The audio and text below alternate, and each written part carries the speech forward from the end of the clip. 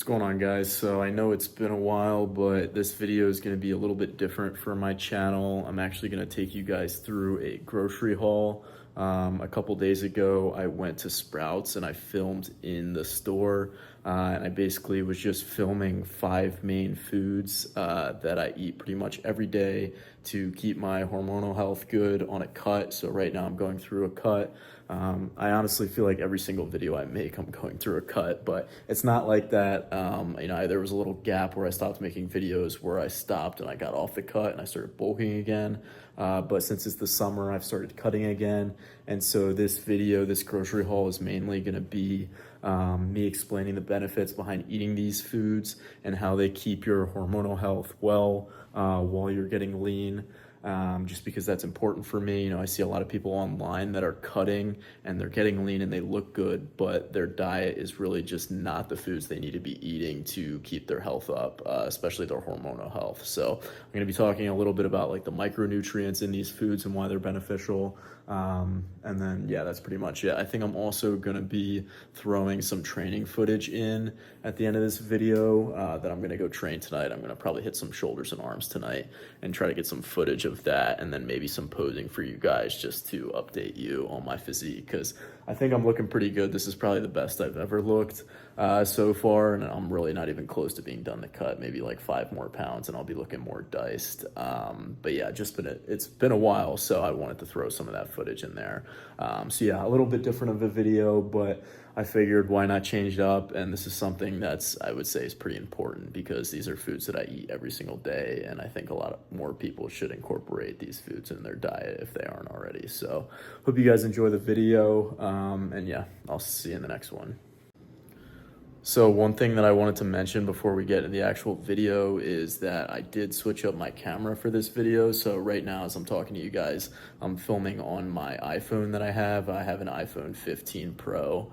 And honestly, the other day I was looking at it and I realized that it's pretty good camera quality. So I figured why not switch it up and try and see if it's better or the same at the very least as my other camera that I have, which is a Canon, just because it's a lot easier for me in the gym to have my iPhone that I'm filming on rather than my Canon, and the big tripod that I have with it. Lugging that around is kind of a hassle sometimes, and it just makes me not want to film. And I definitely want to start filming more and putting out more content. So if it's easier for me to film on the iPhone 15 and it's gonna incentivize me to put out more content, then I'll do that. So for this video, I'm just gonna compare the camera quality between my iPhone and my Canon. So if you guys notice a big difference in quality, let me know. But honestly, just looking at it right now as I'm talking to you guys, it looks about the same, if not better. So that's how good these iPhone cameras are getting nowadays. And I'm probably gonna look at investing in a smaller, decent sized camera, even smaller than the iPhone, just because, again, it just makes it easier for me to film and it incentivizes me to film out in public, and maybe I could start vlogging or something. So yeah, that's just one more thing I wanted to mention. All right, so to start off, I usually go to Sprouts or Whole Foods to get most of my groceries, mainly because they always have the highest quality stuff, and because my health is so important to me, I don't really mind paying a little bit more than I would at another grocery store. So the first food on my list is going to be organ meats, which I'd consider to be nature's multivitamin. This blend in particular is ground turkey mixed up with liver, heart, and kidney. It's loaded with vitamin B12, vitamin A, iron, and CoQ10. If you can't stomach organs straight up, a blend like this is probably the easiest way to get the benefits without the taste. The second food on the list is grass-fed beef, which is high in zinc, saturated fat, and cholesterol, all essential for testosterone production. You also get creatine and carnitine naturally, which help with strength and recovery. I usually get a bundle at Sprouts to help save a little money because this is a food that I have pretty much every day for dinner. So the third food on my list is raw cheese, which gives you vitamin K2, calcium, and a bioavailable protein. It's perfect for bone density, testosterone, and digestion. It's a great way to get in also quality dairy without wrecking your gut. And I usually mix it in with my eggs or ground beef just to add a little flavor to my meals.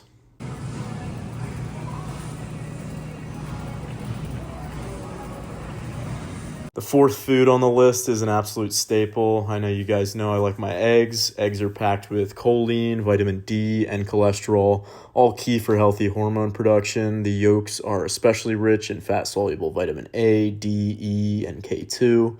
I recommend getting pasture-raised organic, but I've been doing these free-range organic, which are still pretty good. Mainly, I've been doing it just because this 18 count is a good deal at Sprouts.